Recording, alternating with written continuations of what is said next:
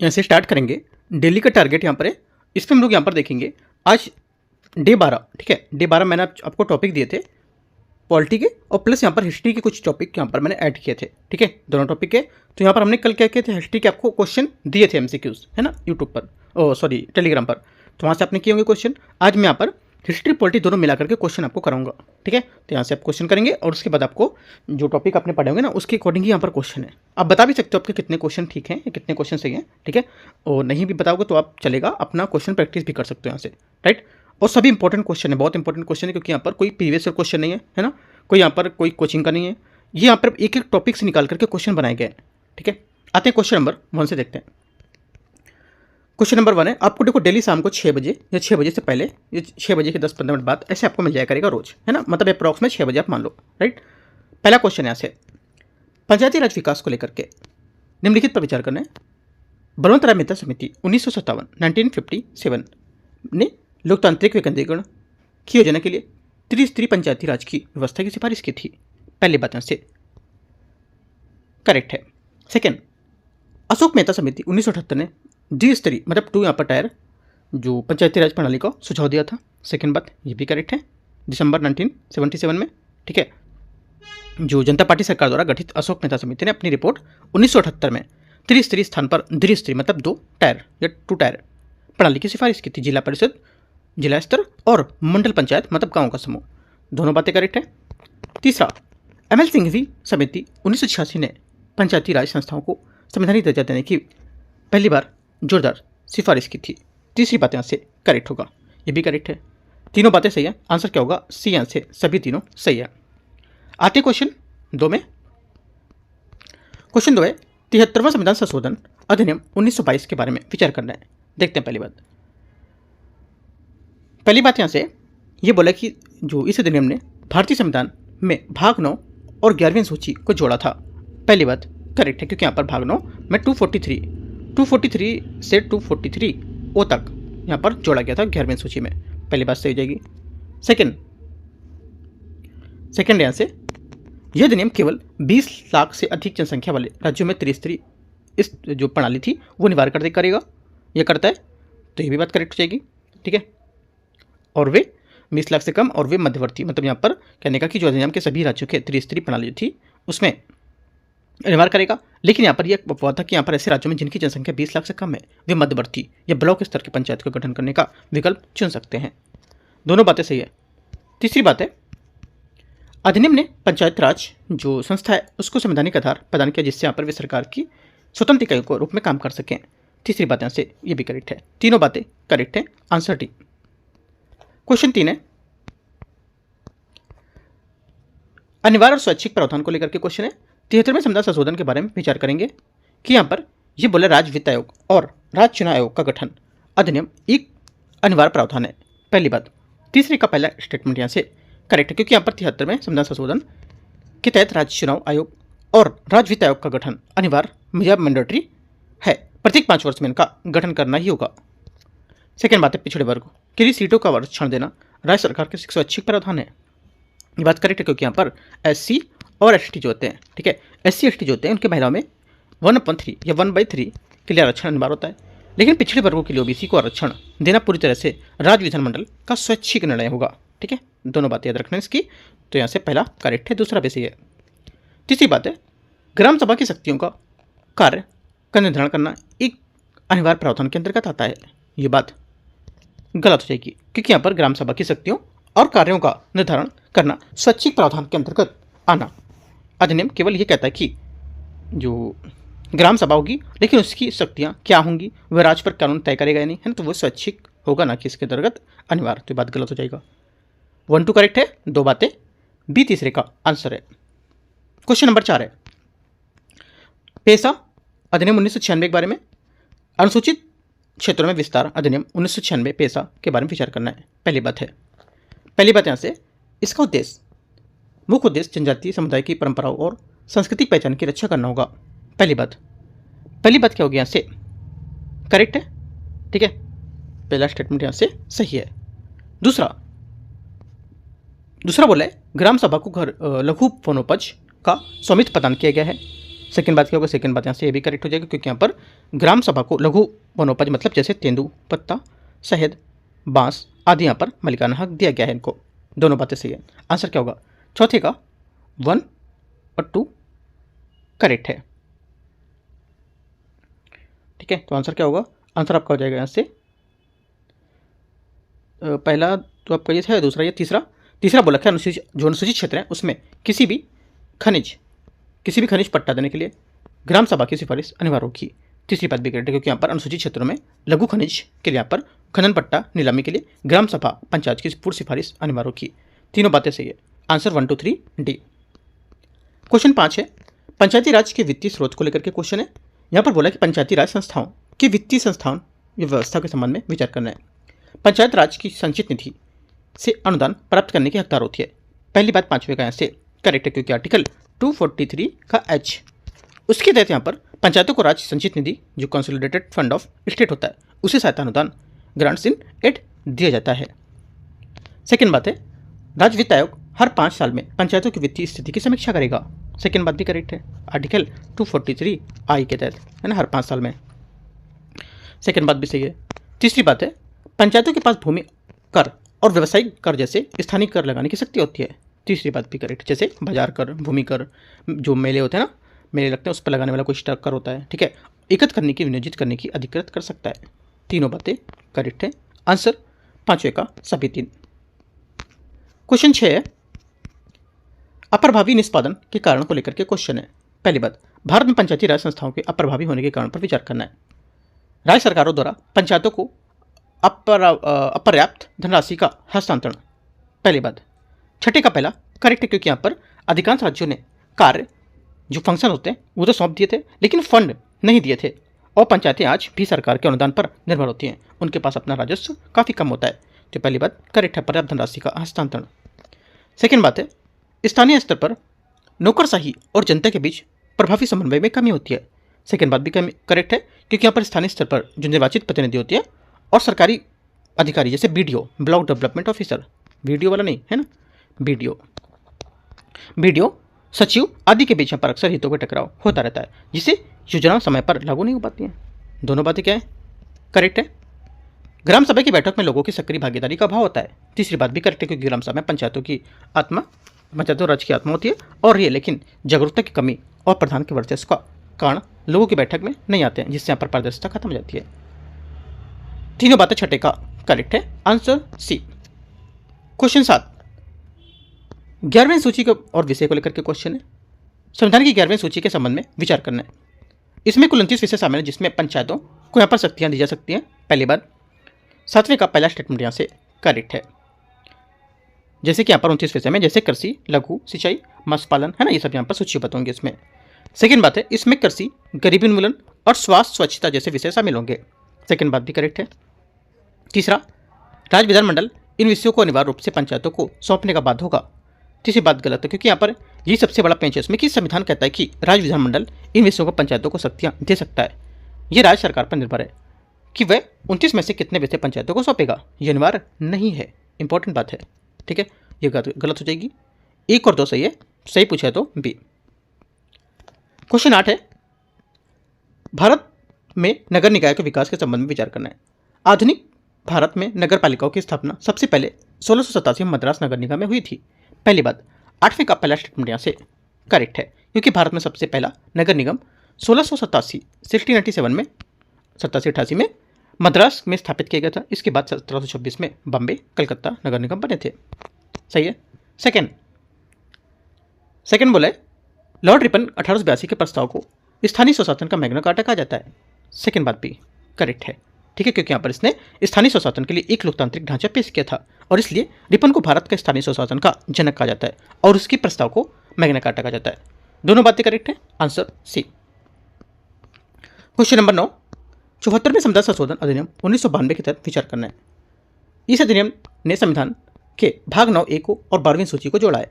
पहली बात, 9वें का पहला स्टेटमेंट यहाँ से करेक्ट है क्योंकि यहाँ पर जो 74वें संविधान संशोधन 1992 इसने शहरी स्थानीय निकाय को संवैधानिक दर्जा दिया और इसके लिए संविधान में भाग 9A अनुच्छेद 243 का P से 243 का क्या ZG है ना, यहाँ तक क्या है ये, और 12वीं सूची जिसमें 18 वैसे शामिल, इसको जोड़ा था। इंपॉर्टेंट बात है, ठीक है, पहला सही है। सेकंड, ये अधिनियम जिला योजना समिति के गठन का अनिवार्य प्रावधान करती है, यह प्रावधान अनिवार्य करती है।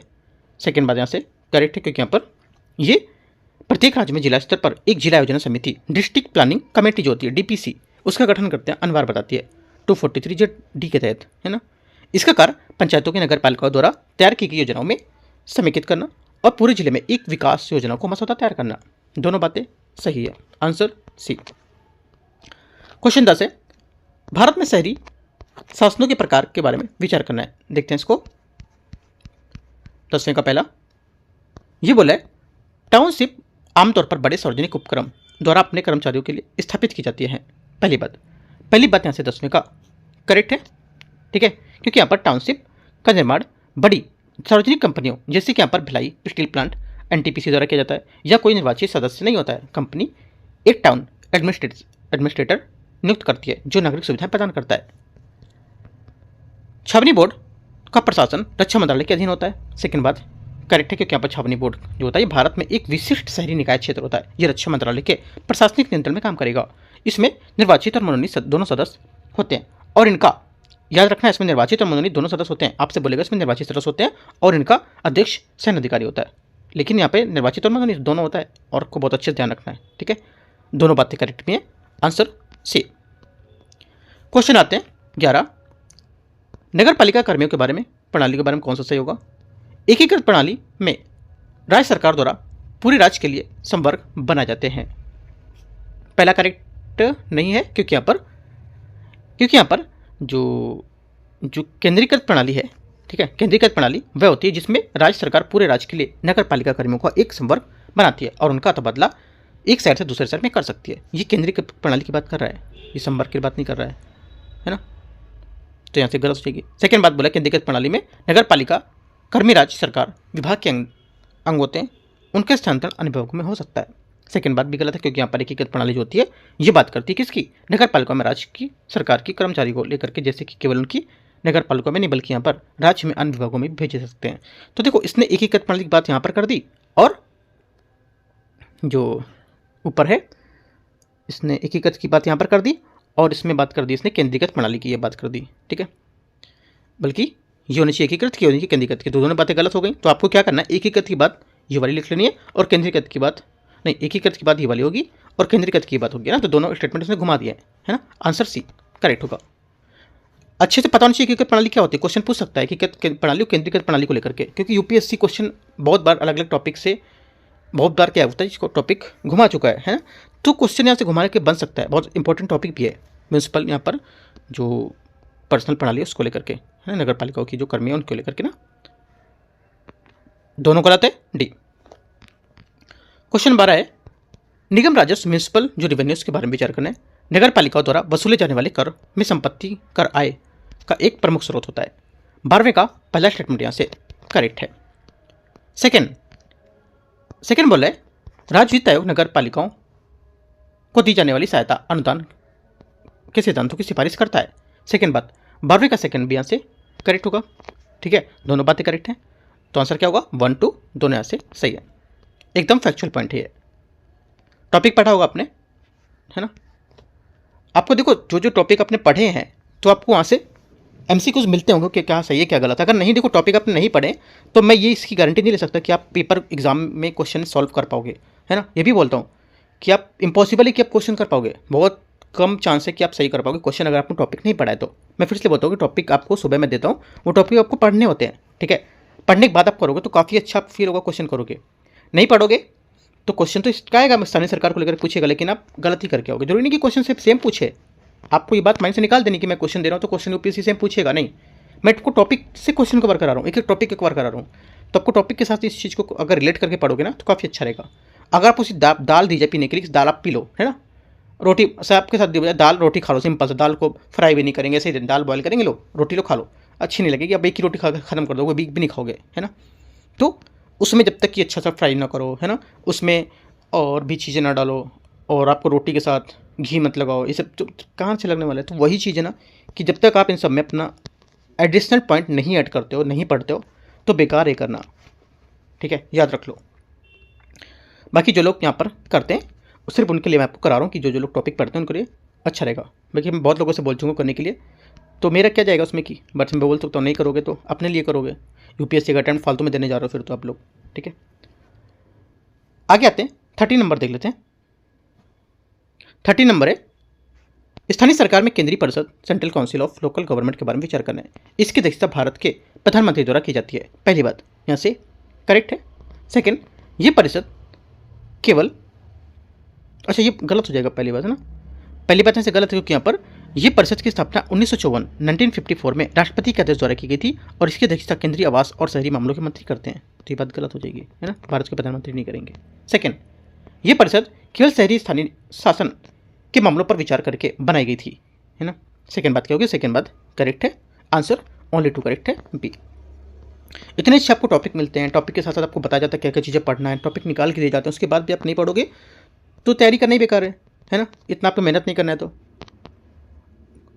14 क्वेश्चन है, केंद्र शासित प्रदेशों के गठन के संबंध में विचार करना है।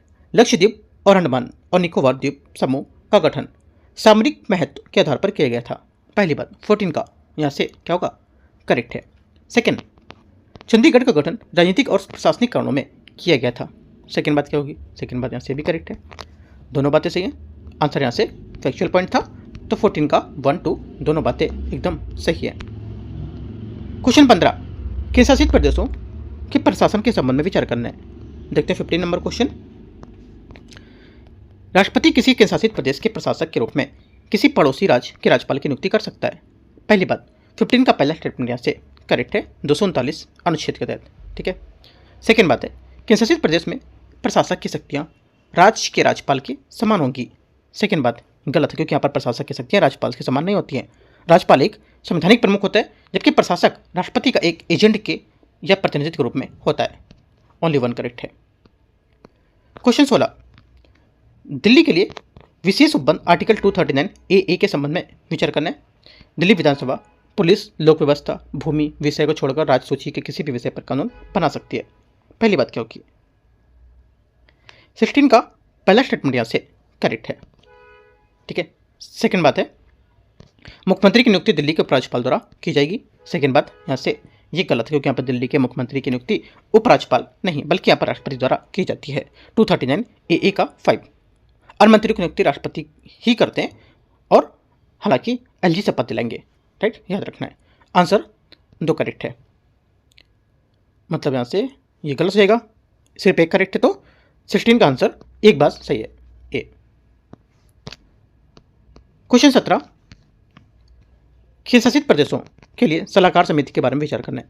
ये समितियां गृह मंत्रालय से संबद्ध होती हैं। पहली बात 17 का पहला स्टेटमेंट यहाँ से करेक्ट है क्योंकि जिन केंद्र शासित प्रदेशों में विधानसभा नहीं होती जैसे अंडमान दादरा नगर हवेली, वहाँ गृह मंत्रालय संबद्ध सलाहकार समितियाँ होती है, सही बात है। सेकंड, इसकी अध्यक्षता भारत के राष्ट्रपति द्वारा की जाती है। ये बात गलत है क्योंकि यहाँ पर इस समिति की अध्यक्षता केंद्रीय गृह मंत्री यूनियन होम मिनिस्टर होते हैं उनके द्वारा करती है, ना कि राष्ट्रपति द्वारा। ओनली वन करेक्ट है। 18 नंबर क्वेश्चन है, केंद्र शासित प्रदेशों में विधायी शक्तियों के संबंध में विचार करना है। संसद केंद्र शासित प्रदेशों के लिए 3 सूचियों संघ राज्य और समर्थित किसी भी विषय पर कानून बना सकती है। 18 का पहला स्टेटमेंट यहाँ से करेक्ट है, कितना 246 का 4 के तहत आर्टिकल है ना, याद रखना है। दूसरी बात है, पुडुचेरी और दिल्ली जैसी विधानसभा वाले केंद्र शासित प्रदेशों के लिए संसद विधायी शक्ति समाप्त हो जाती है। सेकेंड बात गलत है क्योंकि यहाँ पर पुडुचेरी और दिल्ली में विधानसभा होने के बावजूद संसद की सर्वोच्चता बनी रहती है। यदि संसद किसी विषय पर कानून बनाती है तो स्थानीय विधानसभा के कानून पर भारी पड़ेगा और संसद की शक्ति कभी समाप्त नहीं होती है, याद रखना है। ओनली वन करेक्ट है, एक आंसर होगा। क्वेश्चन 19 भारत की अनुसूचित क्षेत्रों के बारे में विचार करते हैं। किसी क्षेत्र को अनुसूचित क्षेत्र घोषित करने की शक्ति राष्ट्रपति के पास होती है। पहली बात एकदम करेक्ट है। संबंधित राज्यों के राज्यपाल को इन क्षेत्रों में प्रशासन के संबंध राष्ट्रपति को रिपोर्ट देनी होती है। ये भी बात यहाँ से क्या होगी, करेक्ट होगी, ठीक है।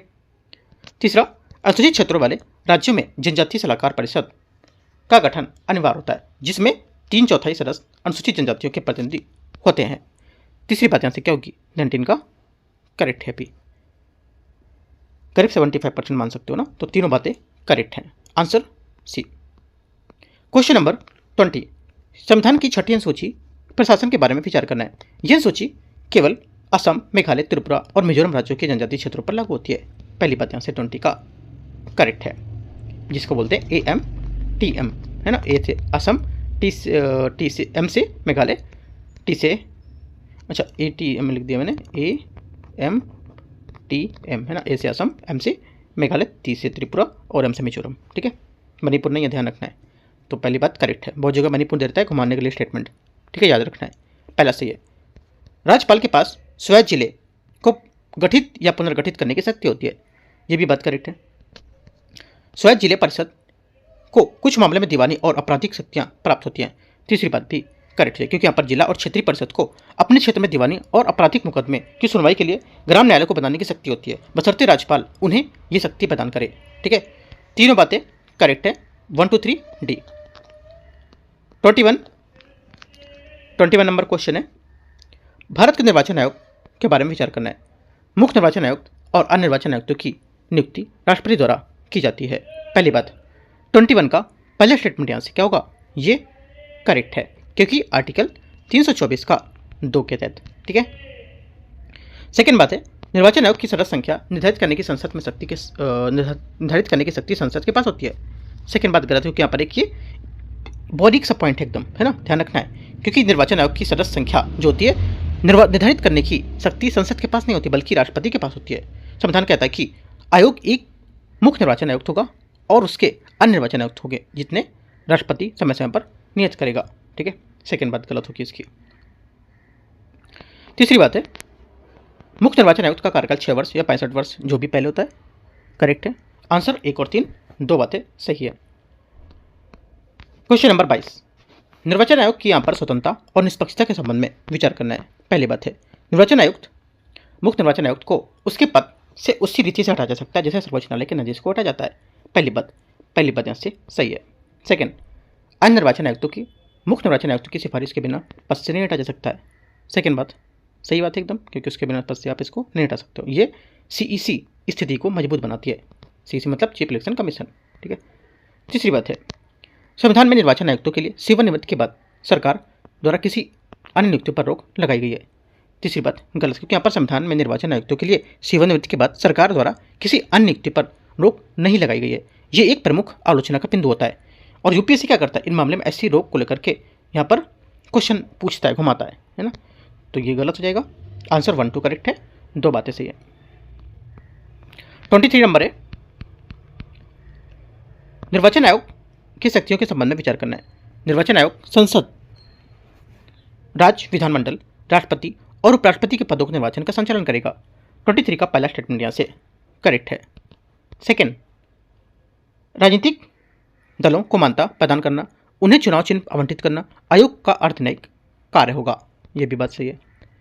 निर्वाचनों की अयोग्यता से संबंधित मामले पर आयोग राष्ट्रपति और राज्यपाल को सलाह देगा, है ना। सही बात है, देगा सलाह वो। तीनों बातें सही है। Answer C।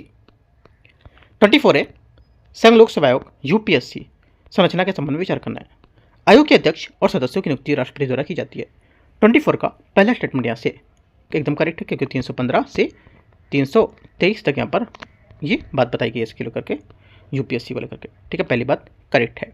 सेकेंड, संविधान में आयोग के सदस्यों की संख्या का कोई उल्लेख नहीं है और ये राष्ट्रपति के विवेक पर छोड़ दिया गया है। एकदम सही बात है, क्योंकि यहाँ पर संविधान में सदस्यों की संख्या जैसे कि 9 है ना, या 11 का उल्लेख नहीं करता है। ये राष्ट्रपति के विवेक पर छोड़ा गया है। आमतौर पर इसे 9 या 11 सदस्य के बीच में हो सकते हैं। दोनों बातें सही हैं। आयोग की कम से कम आधे सदस्य ऐसे व्यक्ति होने चाहिए जिन्होंने कम से कम 10 वर्षों तक भारत सरकार या राज्य सरकार के अधीन पद धारण किया हो, है ना। तीसरी बात भी करेक्ट है। ठीक है, क्योंकि यहाँ पर ये बात सही बोला है, तीनों सही है। आंसर 1 2 3 1 2 3 तो आंसर क्या होगा, D करेक्ट है। क्वेश्चन 25 है, UPSC के सदस्यों के निष्कासन के संबंध में कि राष्ट्रपति किसी सदस्य को दिवालिया घोषित होने से पद से हटा सकता है। पहली बात 25 का पहला करेक्ट है। दिवालिया मतलब दिवालिया होना, और या तो संवैतनिक नियोजन, है ना, मतलब पेड एम्प्लॉयमेंट होने को लगाओ तो हटा देगा, या मानसिक शारीरिक रूप से अक्षम हो तो भी हटा देगा। तो तीनों पॉइंट याद रखना है, कैसे हटा सकता है। आपसे क्वेश्चन पूछ लेगा कि यहाँ पर UPSC कैसे इनमें अपने जो पद से इसे कैसे हटा सकता है? एक तो हटा सकता है संवैतनिक नियोजन, जिसको बोलते हैं इंग्लिश में पेड एम्प्लॉयमेंट। दूसरा मानसिक शारीरिक अक्षमता को लेकर के, दूसरा पॉइंट हो गया। तीसरा दिवाली होने पर। ठीक है, तीनों पॉइंट इंपॉर्टेंट है। पहला सही हो जाएगा। कदाचार के आधार पर निष्कासन के लिए राष्ट्रपति को मामला अनिवार्य रूप से सर्वोच्च न्यायालय को भेजना पड़ता है। सेकंड बात, 25 का सेकंड एकदम सही बात है। तीसरी बात है, इस संदर्भ में सर्वोच्च न्यायालय द्वारा दी गई सलाह राष्ट्रपति के लिए बाध्यकारी होगी। एकदम सही बात है, क्योंकि राष्ट्रपति को यहाँ पर राष्ट्रपति के लिए बाध्यकारी मानी जाएगी। तीनों बातें करेक्ट है। 25 का आंसर क्या होगा? 1, 2 एंड 3 सभी बातें करेक्ट हैं, डी। 26 है, संघ सहायक अध्यक्ष यूपीएससी को लेकर के इनकी कारणों पर विचार करना है ना। हम लोग देखो कार्य पर देखा इससे क्वेश्चन, निष्कासित पर क्वेश्चन देखा है ना। हम लोग एक एक क्वेश्चन टॉपिक को लेकर उठा रहे हैं। क्या क्या यूपीएससी कार्य हैं, क्या क्या निष्कासित करने के तरीके हैं, क्या क्या नियुक्ति करने के तरीके हैं, तो अलग अलग पॉइंट करके हम लोग क्वेश्चन कर रहे हैं। यानी कि यूपीएससी पे एक क्वेश्चन बन गया हो गया, नहीं ऐसा नहीं है। तो यहाँ से क्वेश्चन है, तो स्टेटमेंट बोल रहा है कि इनके जो कार्य को लेकर के ये अखिल भारतीय सेवाओं और केंद्रीय सेवाओं के लिए भर्ती हेतु परीक्षा आयोजित करता है। 26 का पहला क्या होगा? करेक्ट है, सही बात है। आर्टिकल 320 में बात बताई गई है। सिविल सेवाओं की पदोन्नति पर प्रतिनियुक्ति के सिद्धांतों पर सरकार को सलाह देना इसका अनिवार्य कार्य होता है। सेकंड बात, ये भी करेक्ट है। तीसरा, ये पिछड़ी जातियों के लिए आरक्षण प्रावधानों के संबंध में परामर्श भी देता है। ये बात गलत है, क्योंकि यूपीएससी पिछड़ी जातियों ओबीसी के आरक्षण जो होते हैं उसके बारे में कोई परामर्श नहीं देता है। सेवाओं में आरक्षण का मामला पूरी तरह से कार्यपालिका या सरकार के अधीन होगी। ठीक है, तीसरा गलत है, 1, 2 करेक्ट है। आंसर यहाँ से 1, 2 करेक्ट है, तो दो बातें सही होंगी, 1 और 2 बी। 27 है, यूपीएससी की सीमाओं के संबंध में क्वेश्चन है ना। अब देखो सीमाओं के बारे में आ गया। ऊपर क्या था? ऊपर था उनका पद से हटाने को लेकर, ठीक है, और उसके बाद उनके कार्यों को लेकर। अब यहाँ पे हम लोग करेंगे क्या? इनकी सीमाओं के बारे में। तो बोला है कि राष्ट्रपति किसी पद या सेवा को यूपीएससी के परामर्श क्षेत्र बाहर रख सकता है। पहली बात करेक्ट है। दूसरा, अनुसूचित जातियों जनजातियों के दावे को सेवाओं में नियुक्त करते समय आयोग का परामर्श लेना आवश्यक नहीं होगा। ये बात करेक्ट है, क्योंकि इसको आवश्यक नहीं है कि क्योंकि आप पर अनुच्छेद 335 के तहत SC ST जो होते हैं उनके दावों पर संबंध आयोग के परामर्श की आवश्यकता नहीं होती है। आयोग द्वारा दी गई सलाह केवल सलाहकारी प्रकृति की होती है। तीसरी बात यहाँ से करेक्ट है। ठीक है, तीनों बातें एकदम करेक्ट है। 27 का आंसर सभी 3। 28 है, संवैधानिक निकायों के संबंध में विचार करना है। आपने टॉपिक जो पढ़ा है तो देखते चलो क्वेश्चन है ना, कैसे कैसे सही हो रहे हैं, कैसे गलत हो रहे हैं, आपके कहाँ पे पॉइंट गलत हो रहा है आप लिख सकते हो। ठीक है, भारत का निर्वाचन आयोग और यूपीएससी दोनों ही स्वतंत्र संवैधानिक निकाय होते हैं, जिनका उल्लेख 10 और 5, 15 मतलब भाग 15 और भाग 16 में भाग 15 और भाग 14 में होते हैं। 28 का पहला स्टेटमेंट यहाँ से करेक्ट है। ठीक है, क्योंकि यहाँ पर भाग 15 में अनुच्छेद 324 से 29 तक और भाग 14 में 14 में 315 से 23 तक। ठीक है, दोनों बात इंपॉर्टेंट है। पहले 14 रखना चाहिए, फिर बाद में 15 करना चाहिए था ना, लेकिन घुमा दिया बात को इसने। ठीक है, सेकेंड बात, इन निकायों के खर्च संचित निधि पर भारित होते हैं ताकि इनकी स्वतंत्रता सुनिश्चित की जा सके। सेकेंड बात भी करेक्ट है। भारत संसद के पास इन निकायों की शक्तियों को कम करने का अधिकार नहीं है, क्योंकि संविधान द्वारा प्रदत्त है। ये बात गलत है, क्योंकि संसद संशोधन के माध्यम से इनकी शक्तियों में परिवर्तन या कमी कर सकती है, जब तक कि वह संविधान के मूल ढांचे को उल्लंघन न करे, है ना। 1, 2 करेक्ट है। आंसर 1 और 2 सही है। 29, राज्य लोक सेवा आयोग SPSC के बारे में विचार करना है। स्टेट PSC को है उसके बारे में। राज्य लोक सेवा आयोग के अध्यक्ष के सदस्यों की नियुक्ति राज्यपाल द्वारा की जाती है। 29 का पहला स्टेटमेंट यहाँ से करेक्ट है। इनके अध्यक्ष और सदस्यों की नियुक्ति राज्यपाल करेगा। आयोग के सदस्यों की सेवा शर्तें उनकी नियुक्ति बाद में उसके अलाभकारी परिवर्तन के लिए किया जा सकता है। सेकेंड बात सही, क्योंकि यहाँ पर ये सुनिश्चित करने के लिए नियुक्ति के बाद सेवा शर्तें में कोई अलाभकारी परिवर्तन नहीं किया जा सकता है। SPSC के सदस्यों की संख्या उनकी जो योग्यता होती है संविधान में स्पष्ट रूप से निर्धारित की गई है। तीसरी बात गलत है, क्योंकि यहाँ पर जो UPSC की तरह SPSC के सदस्यों की संख्या और योग्यता संविधान में विस्तृत रूप से उल्लेख नहीं है इसका। ये राज्यपाल के विवेक पर काम करेगी, है ना। 1, 2 सर करेक्ट है, 2 बातें। 30 नंबर है, राज्य लोक सेवा आयोग के बारे में अध्यक्ष और सदस्यों के निष्कासन के संबंध में क्वेश्चन है। हालांकि इनकी नियुक्ति राज्यपाल द्वारा की जाती है, लेकिन इन्हें भारत के राष्ट्रपति द्वारा ही हटाया जा सकता है। 30 का पहला स्टेटमेंट एकदम करेक्ट बात है, सही है। कदाचार, है ना, कदाचार के आधार पर हटाए जाने के मामले में राष्ट्रपति की जांच के मामले में सर्वोच्च न्यायालय भेजना अनिवार्य होगा। सेकंड बात भी सही है। ठीक है। तीसरा, राज्यपाल के पास यह शक्ति है कि वह जांच के दौरान संबंधित सदस्य या अध्यक्ष को निलंबन या सस्पेंड कर सके। तीसरी बात करेक्ट है, क्योंकि यहाँ पर राज्यपाल जो कि नियुक्ति राज्यपाल करता है, इसलिए यहाँ पर जांच लंबित रहने के दौरान निलंबन या सस्पेंशन जो होता है उसकी शक्ति राज्यपाल के पास होती है, जबकि हटाने की शक्ति राष्ट्रपति के पास होगी। इंपॉर्टेंट बात है, तीनों बातें सही है। ठीक है, आंसर 1 2 3, तो 30 का आंसर सभी करेक्ट है। 31 ऋग्वैदिक काल, आगे हम लोग हिस्ट्री के क्वेश्चन में है ना, हिस्ट्री का जो टॉपिक मैंने किया था उससे भी क्वेश्चन है।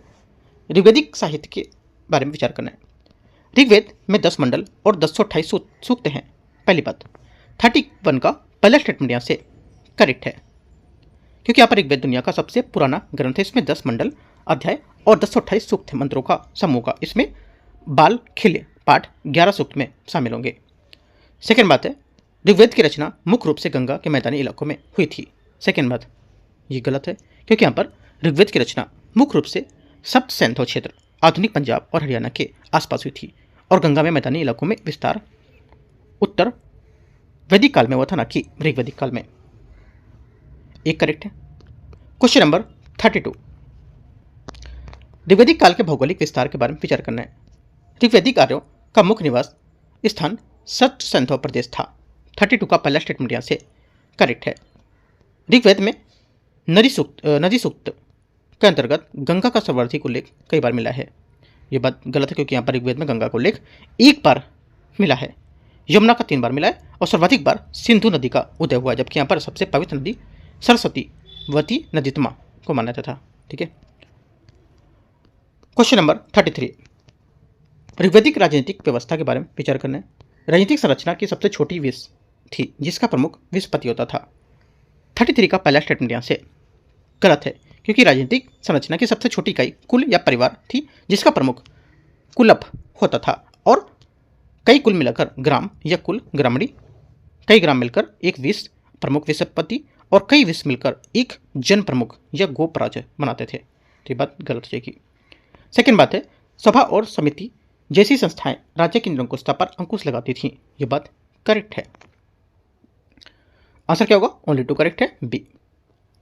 34 ऋग्वैदिक सामाजिक जीवन के संबंध में विचार करना है। इस काल में स्त्रियों की स्थिति काफी अच्छी थी और उन्हें यज्ञों में भाग लेने का अधिकार होता था। 34 का पहला स्टेटमेंट यहाँ से करेक्ट होगा। सेकेंड, ऋग्वैदिक काल में बाल विवाह और पर्दा प्रथा का व्यापक प्रचलन था। सेकेंड बात यहाँ से ये भी बात करेक्ट है, क्योंकि यहाँ पर ये बात गलत है, क्योंकि जो इस काल में बाल विवाह और पर्दा प्रथा नहीं थी, विधवा भी प्रचलित थी और ये नियोग प्रथा के प्रमाण मिलते थे। लेकिन यहाँ पर सेकेंड वाली बात गलत हो जाएगी, पहली बात सही है। ओनली 1 करेक्ट है, ये यहाँ से आंसर है। 35 है, ऋग्वैदिक अर्थव्यवस्था के बारे में निम्नलिखित कथन पर विचार करना है। पहला बोल रहा है कि ऋग्वैदिक जो अर्थव्यवस्था के मुख्य रूप से कृषि पर आधारित थी, पशुपालन गौण था इसका। ठीक है, पहली बात 35 का स्टेटमेंट यहाँ से गलत है, क्योंकि यहाँ पर ऋग्वैदिक अर्थव्यवस्था पशुपालन पर आधारित थी। ठीक है, और ये गाय को सबसे पवित्र धन माना जाता था, अन्यथा न मारने योग है ना, ऐसा मान सकते हो। कृषि का स्थान गौण द्वितीयक था, है ना, प्राथमिक नहीं था, तो गलत हो जाएगा। सेकेंड बात है, विनिमय के माध्यम से रूप में निष्क यहाँ पर और स्वर्णाभूषण का प्रयोग किया जा सकता था। सेकेंड बात, क्योंकि सेकेंड बात यहाँ से करेक्ट है, क्योंकि यहाँ पर व्यापार वस्तु विनिमय जो था इसके द्वारा होता था, और यहाँ पर लेकिन जो निष्क होते थे ये नमक वर्ण आभूषण का प्रयोग भी विनिमय के माध्यम से रूप में शुरू करते थे। ठीक है, तो सिर्फ सेकेंड बात यहाँ से करेक्ट है, पहली बात गलत हो जाएगी। ओनली 2 करेक्ट है, बी यहाँ से क्या होगा? 35 का करेक्ट आंसर हो जाएगा। यहाँ से आगे देखते हैं। 36 नंबर है, उत्तर वैदिक काल के धार्मिक जो साहित्य उसको लेकर के क्वेश्चन है। ठीक है, देखते हैं इसको। ये लोग बेचने वाले ने बहुत परेशान कर दिया, बाहर इतना तेज से उन्होंने स्पीकर ले लिया और पूरा जोर तक इतना सुबह से शाम तक पूरा बेचते ही रहते हैं। देखते हैं क्वेश्चन 36 को। इनकी वजह से बार बार इसको म्यूट करना रहता है, फिर एडिट करना रहता है। आते हैं क्वेश्चन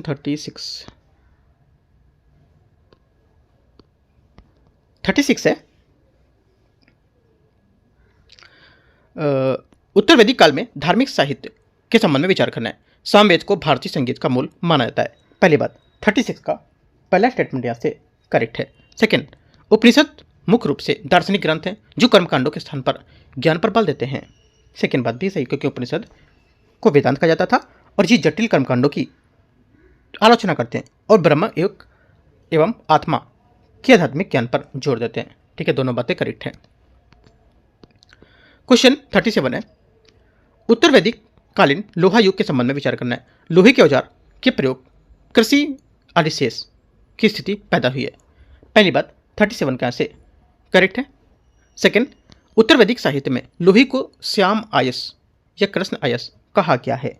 सेकंड बात यहाँ से क्या होगी 37 का, ये भी करेक्ट है, क्योंकि यहाँ पर उत्तर वैदिक में ग्रंथों को जैसे अथर्ववेद में लोहे के लिए यहाँ पर कृष्ण आयस और श्याम को यहाँ पर श्याम आयस को शब्द का प्रयोग किया गया है, जबकि तांबे के लिए यहाँ पर लोहित आयस का प्रयुक्त होता था, है ना, नाम याद रखना है।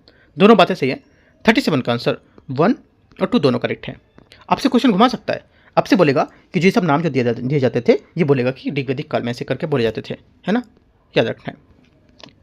38 आते हैं, वैदिक सामाजिक ढांचे के संबंध में विचार करना है। इस काल में वर्ण व्यवस्था का आधार जन्म ना होकर कर्म हो गया था। पहली बात 38 का पहला स्टेटमेंट यहाँ से गलत है, क्योंकि ऋग्वैदिक काल में वर्ण व्यवस्था कर्म पर आधारित थी, लेकिन उत्तर वैदिक काल में ये जन्म पर आधारित थी, राइट। और समाज में 4 वर्ण जो वर्ण थे वो स्पष्ट रूप से सामने आते, जैसे कि ब्राह्मण, क्षत्रिय, वैश्य और शूद्र इसमें बट गए थे। पहली बात करेक्ट है। सेकेंड, आश्रम व्यवस्था के अंतर्गत गृहस्थ आश्रम को सभी आश्रम का आधार माना गया था। सेकेंड बात भी करेक्ट हो जाएगी। दोनों बातें सही है। 38 का आंसर, अच्छा पहली बात तो गलत थी ना, पहली बात गलत थी क्योंकि बोला है कि इस काल व्यवस्था को जन्म ना होकर कर्म हो गया था, मतलब इस काल में वर्ण व्यवस्था का आधार जन्म ना होकर कर्म हो गया था, तो ये बात गलत है, क्योंकि यहाँ पर ऋग्वैदिक काल में जो वर्ण व्यवस्था कर्म पर आधारित थी, है ना, गलत हो गई थी। सेकेंड यहाँ पर सही होगा, क्योंकि आश्रम व्यवस्था के अंतर्गत गृहस्थ आश्रम को सभी आश्रम का आधार माना गया था, है ना, ये बात सही है, क्योंकि इसमें इसी आश्रम में रहकर मनुष्य अन्य 3 आश्रमों का और लोगों का पालन पोषण करता था। ओनली 2 करेक्ट है बी। 39 आते हैं, महात्मा बुद्ध के जीवन के संबंध में विचार करना है। बुद्ध का जन्म लुम्बिनी में हुआ था, जो वर्तमान नेपाल में स्थित है। 39 का पहला स्टेटमेंट यहाँ से करेक्ट है। सेकेंड बात है, महापरिनिर्वाण बुद्ध द्वारा दिए गए प्रथम धर्मोपदेश को संदर्भित करता है। सेकेंड बात गलत है, क्योंकि बुद्ध का प्रथम उपदेश धर्मचक्र प्रवर्तन कहा जाता है। महापरिनिर्वाण उनके शरीर त्याग या मृत्यु की घटना को संदर्भित करती है। ओनली 1 करेक्ट है। क्वेश्चन 40 बौद्ध दर्शन के संबंध में विचार करना है। अष्टांगिक मार्ग का पालन करके मनुष्य तृष्णा दुखों से मुक्ति पा सकता है। पहली बात 40 का से करेक्ट हो जाएगा, ठीक है, पहला स्टेटमेंट यहां से करेक्ट है 40 का। सेकेंड बात है, निर्वाण का अर्थ बौद्ध धर्म के अनुसार ईश्वर के साथ विलीन होना होगा। सेकेंड बात यहां से गलत है, क्योंकि बौद्ध में धर्म में निर्वाण का अर्थ होता है कि ईश्वर में विलीन होना नहीं, बल्कि यहाँ पर बुद्ध ईश्वर पर मौन थे। इनका जो निर्माण था, इनका शाब्दिक अर्थ है कि दीपक का बुझ जाना, अर्थात तृष्णा जन्म मरण के चक्र से मुक्ति पाना, है ना, पहली बात सही है, दूसरी बात गलत हो जाएगी। क्वेश्चन नंबर 41 है, संयुक्त राज्य लोक सेवा आयोग का क्वेश्चन छूट गया था ऊपर, तो मैंने यहाँ पर एडिट कर दिया था इसको। इसमें बोला यूपीएससी के बारे में, जेएसपीएससी 2 से अधिक राज्यों के लिए एक संयुक्त आयोग की स्थापना सीधे संविधान द्वारा की गई है। पहली बात 41 का से गलत है, क्योंकि यहाँ पर ये एक संवैधानिक निकाय नहीं है, बल्कि यहाँ पर एक वैधानिक निकाय स्टेचुरी बॉडी है, राइट। 2 से अधिक राज्यों को एक संयुक्त आयोग की यहाँ पर स्थापना नहीं करता है, बल्कि यहाँ पर शक्ति संसद को देता है कि वह जो संबंधित राज्य विधानमंडल है उसके अनुरोध पर कानून बनाकर इसकी स्थापना करें। पहला गलत हो जाएगा।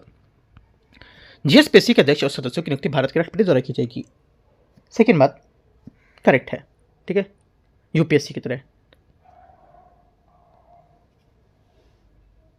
तीसरी बात है, संयुक्त आयोग है ये आई पर, मतलब संयुक्त राज्य लोक सेवा आयोग, ये अपनी वार्षिक कार्य निष्पादन रिपोर्ट संबंधित राज्य के राज्यपाल को सौंपेगा। ये बात करेक्ट है, ठीक है, 2 और 3 करेक्ट है, आंसर 2। 42 प्राचीन इतिहास पर क्वेश्चन है पर, इसमें और आगे था, मैं बोला कि बौद्ध साहित्य को लेकर के, इसी के आगे से क्वेश्चन, और बौद्ध साहित्य को लेकर के क्वेश्चन है कि बोला त्रिपिटक, विनय पिटक, सुत्त पिटक, अभिधम पिटक बौद्ध धर्म का सबसे प्राचीन ग्रंथ है। पहली बात, पहला स्टेटमेंट यहाँ से क्या होगा, ये करेक्ट है, सही बात है। सेकेंड, विनय पिटक में भिक्षुओं और भिक्षुणियों के लिए संघ का वर्णन किया गया है, ये भी बात यहाँ पर करेक्ट है। जातक कथाओं में महात्मा बुद्ध पिछले जन्मों की तरफ जो काल्पनिक कथा है वर्णित है इसमें, ये भी बात यहाँ से करेक्ट होगी, तीनों बातें सही हैं। और इसमें बुद्ध के 500 से अधिक पूर्व जन्मों की कहानियाँ जो नैतिक शिक्षा की ओर यहाँ पर उपयोग को बताती हैं। तीनों बातें करेक्ट है। आंसर 1 2 3 सभी करेक्ट हैं। आगे आते क्वेश्चन देखते हैं। क्वेश्चन नंबर 43, बौद्ध संगीति के संबंध में विचार करना, उनके परिणाम को लेकर के। प्रथम बौद्ध संगीति बुद्ध की मृत्यु के तुरंत बाद राजक्रय में हुई थी। पहली बात 43 का आंसर करेक्ट है। प्रथम बौद्ध संगीति 483 ईस्वी में राजक्रय की सतपर्णी गुफा में अजातशत्रु के संरक्षण में हुई थी। यहाँ बुद्ध की शिक्षाओं को संकलित किया गया था। सही बात है। सेकेंड है, तृतीय संगीति का आयोजन सम्राट अशोक के शासनकाल में हुआ था। सेकेंड बात भी करेक्ट है। कब? 250 ईस्वी में पाटलिपुत्र में, है ना। तीसरी बात है, चौथी बौद्ध संगीति के बाद धर्म में कोई नया विभाजन नहीं हुआ था। तीसरी बात गलत है, क्योंकि यहाँ पर चौथी बौद्ध संगीति कुषाण राजा कनिष्क के समय के दौरान ही यहाँ पर जो बौद्ध धर्म थे वो स्पष्ट रूप से हीनयान और महायान में विभाजित हो गए थे। अतः कहना गलत हो जाएगा, क्योंकि यहाँ पर यह नया विभाजन नहीं हुआ था, तो गलत हो जाएगा। 1 2 करेक्ट है। 44 है, बौद्ध धर्म के विभाजन के संबंध में विचार करना है। कुषाण काल में बौद्ध धर्म हीनयान और महायान नामक दो संप्रदाय में बंट गया था। पहली बात 44 का पहला स्टेटमेंट यहाँ से करेक्ट है। सेकेंड, महायान संप्रदाय के लोग बुद्ध की मूर्ति बनाकर पूजा करने लगे थे। सेकेंड बात भी करेक्ट होगा, ठीक है। हीनयान संप्रदाय के ने बुद्ध की मूल शिक्षाओं को अपरिवर्तित रखा था। तीसरी बात भी करेक्ट है, क्योंकि यहाँ पर हीनयान छोटी गाड़ी जिसको बोलते हैं रूढ़िवादी थे, और उन्होंने बुद्ध के एक महापुरुष और जो पथ प्रदर्शक है वो माना था, न कि ईश्वर। वे बुद्ध के प्रतीकों जैसे कि चरण के निशान इसकी पूजा करते थे। तीनों बातें एकदम करेक्ट है। आंसर 1 2 3 सभी करेक्ट हो जाएगा। 45 है, जैन तीर्थंकर परंपरा के संबंध में विचार करना है। ऋषभदेव को जैन धर्म का संस्थापक और प्रथम तीर्थंकर माना जाता है। 45 का पहला स्टेटमेंट यहाँ से करेक्ट है। सेकेंड, पार्श्वनाथ जैन धर्म के 23वें तीर्थंकर थे, जिन्होंने 4 महाव्रत किए थे। ये भी बात यहाँ से करेक्ट है। उन्होंने 4 महाव्रत किए थे, सत्य, अहिंसा, अस्त्य और अपरिग्रह, है ना। अस्त्य मतलब चोरी ना करना, अपरिग्रह मतलब संपत्ति ना रखना। और आज के टाइम लोग संपत्ति पे मरते हैं, है ना। और उसके टाइम सच बोला जाए तो उसी के लिए लोग जिंदा भी है ना, कि कहाँ से पैसा आएगा कि नहीं होगा, तो राइट। तो उस टाइम पे ऐसा नहीं था ये सब, ये ठीक है। दोनों बातें करेक्ट है। आंसर सी। 46 है, भगवान महावीर के जीवन और केवल प्राप्ति के बारे में विचार करना है। महावीर स्वामी जैन धर्म के 24वें और अंतिम तीर्थंकर थे। पहली बात 46 का पहला करेक्ट है, जिन्हें जरंभिक ग्राम के समीप रिजु पालिका नदी के तट पर केवल प्राप्त हुआ था। सेकेंड बात भी करेक्ट होगा। तीसरा, केवल का अर्थ होता है सर्वोच्च ज्ञान प्राप्ति। तीसरी बात भी करेक्ट है। तीनों सही हो जाएंगे। आंसर 46 का 1 2 और 3 सभी करेक्ट है। डी। 47 है, जैन सिद्धांतों के अंतर्गत पंच महाव्रत और त्रिरत्न के बारे में विचार करना है। अहिंसा, सत्य, अस्त्य, अपरिग्रह और ब्रह्मचर्य जैन धर्म के 5 महाव्रत होंगे। पहली बात 47 का ऐसे करेक्ट है। सेकेंड, महावीर स्वामी ने पंच महाव्रतों में अपरिग्रह को जोड़ा था। सेकेंड बात ये भी करेक्ट, ये गलत हो जाएगी, क्योंकि यहाँ पर महावीर स्वामी ने पार्श्वनाथ के 4 व्रतों में ब्रह्मचर्य 5वां व्रत जोड़ा गया था, ना कि चौथा, है ना। और महावीर स्वामी ने 5 व्रतों में अपरिग्रह को जोड़ा था। बोला अपरिग्रह यहाँ पर नहीं होगा, ये होगा ब्रह्मचर्य, है ना। तो ये बात गलत हो जाएगी। पहली बात सही है। सम्यक दर्शन, सम्यक ज्ञान, सम्यक चरित्र जैन धर्म के त्रिरत्न कहलाते थे। तीसरी बात यहाँ से क्या होगी? 47 का तीसरा स्टेटमेंट यहाँ से करेक्ट है। आंसर 1 और 3 सही है, तो सी करेक्ट हो जाएगा। 48 है, स्याद्वाद और अनेकांतवाद दर्शन के संबंध में क्या सही होगा? इसमें सही होगा, पहली बात ये बोला है, ये जैन धर्म का प्रमुख ज्ञान मीमांसा सिद्धांत होगा। पहली बात यहाँ से करेक्ट है, ये जैन धर्म का दार्शनिक मूल है। और अनेकांतवाद का अर्थ होता है कि सत्य के बहुत पहलू से पहलू की ओर उस सत्य को व्यक्त करने की पद्धति, है ना। सही है। ये सिखाता है कि सत्य सापेक्ष और उसके विभिन्न दृष्टिकोण हो सकते हैं। सेकंड भी करेक्ट है, दोनों बातें सही है। आंसर यहाँ से थोड़ा सा कठिन क्वेश्चन है ना। सी यहाँ से सही आंसर होगा। क्वेश्चन यहाँ पे यूपीएससी घुमा सकता है, आपको इस टॉपिक पे थोड़ा सा और डीप पढ़ लेना है ना। आगे देखते हैं 49, जैन संगीति के आयोजन जो स्थल है उसके बारे में विचार करना है। प्रथम जैन संगीति पाटलिपुत्र में स्थूलभद्र की अध्यक्षता में हुई थी। पहली बात 49 का पहला स्टेटमेंट यहाँ से करेक्ट है। प्रथम संगीति 300 ईस्वी पूर्व में 12 अंगों का संकलन हुआ था। यहीं पर जैन धर्म दिगंबर और सितंबर बंटने लगे थे। दूसरी जैन संगीति वल्लभी गुजरात में आयोजित की गई थी। यह भी बात यहाँ से करेक्ट है। दोनों बातें सही। 49 का आंसर 1 to C। 50 जैन संप्रदायों दिगंबर और सितंबर के बारे में मुख्य अंतर को पहचानना है। भाद्रबाहु के अनुयायी दिगंबर कहलाए जो पूर्ण नग्नता में विश्वास करते थे। 50 का पहला स्टेटमेंट यहाँ से करेक्ट है। स्थूलभद्र के अनुयायी श्वेतांबर कहलाए जो श्वेत वस्त्र धारण करते थे। सेकंड बात ये भी करेक्ट है, दोनों सही है। 50 का आंसर 1 and 2 दोनों करेक्ट है। 51 है प्राचीन भारत में धार्मिक क्रांति और नए धर्मों के उदय के कारणों के बारे में कौन सा सही होगा। वैदिक धर्म में पशु बलि और कर्मकांडों की अधिकता हो गई थी। 51 का पहला स्टेटमेंट यहाँ से करेक्ट है क्योंकि यहाँ पर उत्तर वैदिक काल में यज्ञ बहुत खर्चीले और हिंसक पशु बलि हो गए थे जिसे सामान्य जनता परेशान हो गई थी। पहली बात सही है। सेकेंड बात है क्षत्रिय वर्ग का ब्राह्मणों के प्रभुत्व को लेकर 25 असंतोष एक कारण बन गया था। सेकेंड बात भी यहाँ से सही है, ठीक है, सेकेंड सही। तीसरा नई कृषि व्यवस्था में पशुधन की रक्षा की आवश्यकता महसूस की जा रही थी। ये भी बात करें क्योंकि यहाँ पर लौ युग की यहाँ पर शुरुआत के कारण खेती में उसके लेकर बैल और पशुधन की जरूरत थी, जबकि यहाँ पर वैदिक कर्मकांडों में उन्हें बलि चढ़ा जा रहा था। अहिंसा का विचार किसानों के लिए आर्थिक रूप से फायदेमंद होता था, ठीक है। तो अगर अहिंसा करते तो ऐसा ठीक था, लेकिन हिंसा कर रहे थे लोग, राइट, क्योंकि अगर अहिंसा करते तो जानवर बचते जिससे वो लोग खेती को कम कराते, है ना। तो तीनों बातें यहाँ से क्या करेक्ट है, इंपॉर्टेंट है और अच्छा क्वेश्चन है। 51 का डी। 52 52 नंबर क्वेश्चन, बौद्ध साहित्य के संबंध में विचार करना है। त्रिपिटक के अंतर्गत विनय पिटक, सुत्त पिटक और अभिधम पिटक आते हैं। 52 का पहला स्टेटमेंट यहाँ से ये करेक्ट हो जाएगा। सेकेंड जातक कथाओं में महात्मा बुद्ध के पूर्व जन्मों की कहानियों का संग्रह होगा। सेकेंड बात करेक्ट है ना, क्योंकि यहाँ पर जातक कथाओं में सुत्त पिटक और खुद्दक निकाय का हिस्सा है और ये बुद्ध के मनुष्य और पशु के रूप में पिछले जन्मों की लोक कथाएं हैं जो नैतिकता को सिखाती हैं और साची के स्तूप में इन्हीं कथाओं को चित्र मिलते हैं, ठीक है। दोनों बातें सही है। आंसर क्या होगा 1 और 2 सी यहाँ से करेक्ट होगा 52 का। 53 है बौद्ध संगीति के आयोजन के बारे में विचार करने कौन सा सही मैच हो रहा है। पहली बात है प्रथम बौद्ध संगीति 53 का पहला यहाँ से क्या होगा करेक्ट है। 483 ईसा पूर्व अजातशत्रु हर्यक वंश, समय राजगृह, उद्देश्य बुद्ध की शिक्षाओं का संकलन, ये सब लिख सकते हो। द्वितीय बौद्ध संगीति 383 ईस्वी पूर्व कालाशोक शिशु राघवंश, समय वैशाली में। यहाँ बौद्ध संघ में पहली बार स्थविर और महासंघिक के रूप में मतभेद उभरे थे। दोनों बातें सही हैं। तृतीय संगीति लिख सकते हो जो एक्स्ट्रा पॉइंट बता रहा हूँ मैं, ठीक है। तृतीय संगीति जो है तीसरी वाली ये 250 ईस्वी में अशोक मौर्य वंश से, समय पाटलिपुत्र में। यहाँ अभिधम पिटक जोड़ा गया था, बहुत इंपॉर्टेंट बात है। चौथा बौद्ध संगीति 72 ईस्वी में कनिष्क कुषाण वंश, समय कश्मीर कुंडलवन में।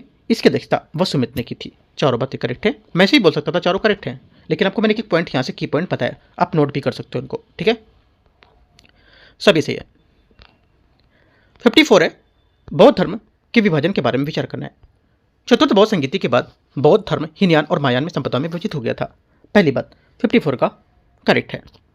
हीनयान संप्रदाय मूर्ति पूजा में विश्वास करता था, जबकि महायान बुद्ध के केवल एक महापुरुष मानता था। सेकेंड बात गलत है, क्योंकि यहाँ पर उल्टा कर दिया गया है। हीनयान क्या करता है, हीनयान जो होता है ये पुराना और कठोर मार्ग होता है और ये बुद्ध को केवल एक महापुरुष को मानता था और मूर्ति पूजा नहीं करता था। जबकि जो महायान था ये नया या उदार मार्ग होता है जो बुद्ध के ईश्वर को मान करके उनकी मूर्ति पूजा करता था और ये संप्रदाय संस्कृत का प्रयोग करता था। तो जो की पॉइंट है इसके आप चेंज करके अच्छे से लिख लोगे। 1 करेक्ट है। ये क्वेश्चन ज़्यादातर लोग का गलत हुआ होगा। आगे आते क्वेश्चन 55, गलत हुआ होगा तो सही कर लो आप, ठीक है। 55 है जैन तीर्थंकर परंपरा के बारे में विचार करना है। ऋषभ देव जैन धर्म के प्रथम तीर्थंकर थे। पहली बात 55 का यहाँ से करेक्ट है। सेकेंड पार्श्वनाथ जैन धर्म के 23वें तीर्थंकर माने जाते थे। ये भी बात करेक्ट है, ठीक है। दोनों बातें सही है, सी। 56 है भगवान महावीर और जैन सिद्धांतों के बारे में कौन सा कदम सही होगा। भगवान महावीर स्वामी ने पंच महाव्रत 5वां व्रत ब्रह्मचर्य जोड़ा था। ये मैंने ऊपर बताया था, शायद से बात बताई थी, चलो ठीक है बताई थी तो ठीक है, नहीं बताई थी तो भी ठीक है। पार्श्वनाथ के 4 व्रत अहिंसा, सत्य, अस्त्य, अपरिग्रह, महावीर ने ब्रह्मचर्य को जोड़कर उन्हें पंच महाव्रत बनाया था। हाँ ये बताई थी मैंने बात ऊपर, ठीक है, याद रखना है। सेकेंड बात जैन धर्म के त्रिरत्न सम्यक दर्शन, सम्यक ज्ञान और सम्यक आचरण होंगे। ये भी बात यहाँ से करेक्ट है। तीसरा स्यादाद अनेकांतवाद जैन धर्म का एक प्रमुख सिद्धांत दार्शनिक सिद्धांत था। तीसरी बात भी करेक्ट है। आंसर क्या होगा 1 2 3 सभी करेक्ट है। 56 का आंसर डी। 57 है जैन संगीति के लेकर के क्वेश्चन है, विचार करना है, देखते हैं। जैन संगीति प्रथम जैन संगीति पाटलिपुत्र में स्थूलभद्र की अध्यक्षता में हुई थी। पहली बात 57 का आंसर करेक्ट है। सेकंड, द्वितीय जैन संगीति वल्लभी गुजरात में आयोजित की गई थी। ये क्वेश्चन रिपीट हो रहे थे, शायद से रिपीट हुआ क्वेश्चन, भी क्वेश्चन कराया था मैंने आपको। ये भी बात यहाँ से करेक्ट है, दोनों सही है, सी। आगे देखते हैं 58, जैन संप्रदायों के अंतर को लेकर विचार करना है। दिगंबर संप्रदाय अनुयायी पूर्ण नग्नता का पालन करते थे। पहली बात 58 का पहला स्टेटमेंट यहाँ से करेक्ट है, क्योंकि दिगंबर दिग धन अंबर आकाश ही जिसका वस्त्र हो, है ना, ये भद्रभाव के नेतृत्व वाले थे और कठोर नियमों और पूर्ण नग्नता का विश्वास रखते थे। इनके अनुसार स्त्रियां मोक्ष प्राप्त नहीं कर सकती थी। पहली बात करेक्ट है। श्वेतांबर संप्रदाय के अनुयायी सफेद वस्त्र धारण करते थे। ये भी बात करेक्ट है, ठीक है। और स्त्रियां भी मोक्ष की अधिकारी मानी जाती थी इनमें, ठीक है। तो दोनों बातें सही है। 58 का आंसर 1 2 करेक्ट है। 59 59 नंबर है। बौद्ध धर्म, बौद्ध और जैन धर्म के तुलनात्मक अध्ययन के संबंध में विचार करना है। दोनों धर्मों ने वेदों की प्रामाणिकता और ब्राह्मणों को पर्वत को चुनौती दी है। पहली बात करेक्ट है। सेकेंड, दोनों धर्म पुनर्जन्म और कर्म सिद्धांत पर विश्वास करते थे। यह भी बात यहां से सही है। तीसरा, बौद्ध धर्म मध्यम मार्ग पर बल देता है, जबकि जैन धर्म कठोर तप का समर्थन करता है। तीसरी बात यहां से ये भी करेक्ट हो जाएगी, क्योंकि यहाँ पर यह सबसे बड़ा अंतर है कि बौद्ध ने मध्यम मार्ग ना ब्रैकेट में होकर की मतलब ना बहुत यहाँ पर अधिक विलासिता मानना, ऐसा मान सकते हो, और ना ही बहुत अधिक कष्ट करना। ये आप इसको लिख सकते हो ब्रैकेट में करके पॉइंट को, क्योंकि इंपॉर्टेंट है, ठीक है। और इस बात की बल्कि यहाँ पर जैन धर्म कला क्लेश, काया क्लेश जो होती थी उसकी मतलब शरीर को कष्ट देना, काया क्लेश, और कठोर तपस्या उपवास द्वारा त्यागना प्राण को, इसका समर्थन करता था, है ना। सिंपल सी बात अपने आप समझ सकते हो। थोड़ा डीप में जाओगे तो ऐसा करके आपको बताएगा, मिला भी होगा बुक में। तो तीनों बातें करेक्ट हैं इसकी, ठीक है। ये स्टेटमेंट थोड़ा सा टफ है समझना, ये तीनों बातें सही है। आंसर यहाँ से क्या होगा 59 का डी यहाँ से सही आंसर है, सभी तीनों। तो इस टाइप से यहाँ पर पूरे क्वेश्चन खत्म हो गए। कितने 59 क्वेश्चन हम लोग ने यहाँ पर बनाए थे, है ना। टॉपिक आपका पॉलिटी का प्लस यहाँ पे आपका जो हिस्ट्री के मैंने आपको टॉपिक दिए थे उसको निकाल करके मैंने पूरे क्वेश्चन यहाँ से बनाए हैं। जितने टॉपिक आपको दिए उसने आपके बाकी कल हम टॉपिक देंगे हिस्ट्री और पॉलिटी के, फिर से हम लोग यहाँ पर कल क्वेश्चन को करेंगे, राइट। आज आपको ये क्वेश्चन रात तक पूरे फिनिश कर जाने, और एक क्वेश्चन आपको चीज़ें माइंड में सेट हो जानी चाहिए जितने क्वेश्चन करते जा रहे हो आप, ठीक है। कुछ मिस्टेक होता है आपको तो आप पॉइंट लिखते चलो सब, ठीक है। अभी 2 टॉपिक ऐड कर रहा हूँ। अभी जब यहाँ पे खत्म होगा पॉलिटी को तो हम लोग ऐड करेंगे यहाँ पर इकोनॉमिक, फिर चलेगा साथ में इकोनॉमिक और पॉलिटी, इकोनॉमिक और हिस्ट्री चलेगा, ठीक है। बाकी कोई डाउट रहेगा नीचे कमेंट में पूछ सकते हो। और मैंने आपको सुबह कुछ पीडीएफ भी दिए थे टेलीग्राम पे, तो टेलीग्राम को अवश्य जुड़ना है, क्योंकि यहाँ पर कुछ इंपॉर्टेंट पीडीएफ रहते हैं वो आपको शेयर करता रहता हूँ। और सुबह वाले टारगेट में मैंने सिर्फ आपको क्वेश्चन प्रैक्टिस करने के लिए दिए थे, है ना, कराए थे क्वेश्चन, आपको कहा था प्रैक्टिस करना। पीडीएफ मैंने दे दिया है, आप वहाँ जाके क्वेश्चन को देख भी सकते हो और सॉल्व भी कर सकते हो, आंसर भी मैंने दे दिया वहाँ पे, ठीक है। तो एंड करते हैं। कुछ डाउट रहेगा या कुछ चेंज करना रहेगा आप बता सकते हो, अपना सजेशन दे सकते हो, ठीक है। All the best, thank you.